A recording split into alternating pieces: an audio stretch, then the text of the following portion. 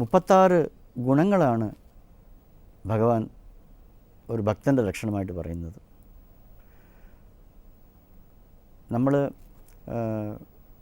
നമ്മൾ ഈശ്വരനെ സ്നേഹിക്കുന്നു എന്നുള്ളതൊരു വശം.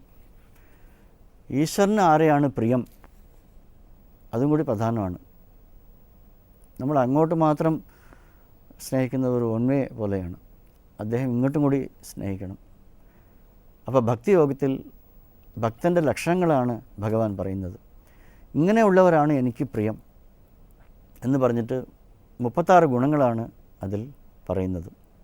അദ്വേഷ്ട സർവഭൂതാനാം മൈത്ര കരുണയേവച നിർമ്മമോ നിരഹങ്കാര സമദുഃഖ സുഖക്ഷമി സന്തുഷ്ട സതതം യോഗി യഥാത്മാ ദൃഢനിശ്ചയ മയ്യർപ്പിത മനോബുദ്ധിർ യോമദ്ഭക്ത സമയപ്രിയ യസ്മാന്ന ഉദ്വജിതേ ലോകോ ലോകാന്ന ഉദ്വജിതേ ജയ ഹർഷാമർഷഭയോദ്വേഗൈർ മുക്തോ യ സചമേ പ്രിയ അനപേക്ഷ ശുചിർദക്ഷ ഉദാസീനോ ഗതവ്യഥ സർവാരംഭപരിത്യാഗി ഭക്തിമാൻ മേ പ്രിയോ നരഹ എന്നൊക്കെ വിസ്തരിച്ച് ഭഗവാൻ അതിൽ പറയുന്നുണ്ട്.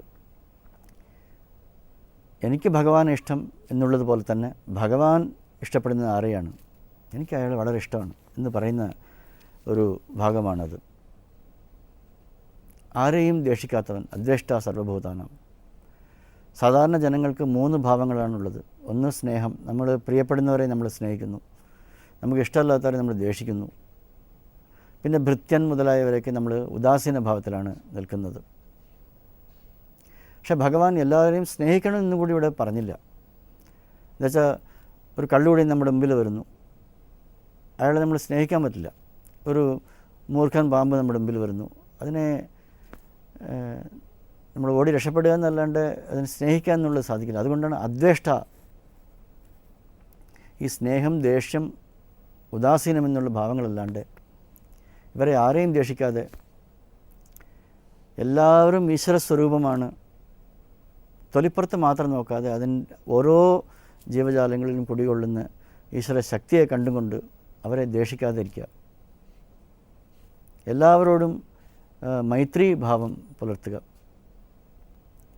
ഓരോരുത്തരോടും നമ്മൾ മൈത്രി ഭാവത്തിൽ വേണം ഇടപഴകാൻ. നമ്മുടെ ഉള്ളിൽ വിദ്വേഷം പാടില്ല. അവരോട് സ്നേഹമായിട്ട് സംസാരിക്കണം, അവരുടെ കൂടെ ഇടപഴകി അവരെ സഹായിക്കണം. നമ്മളെക്കാൾ ദുഃഖിതരായിട്ടുള്ള ആൾക്കാരെ നമ്മൾ കാണുമ്പോൾ താനേ ചെന്ന് സഹായിക്കുന്നതാണ് മഹാപുരുഷന്മാർ.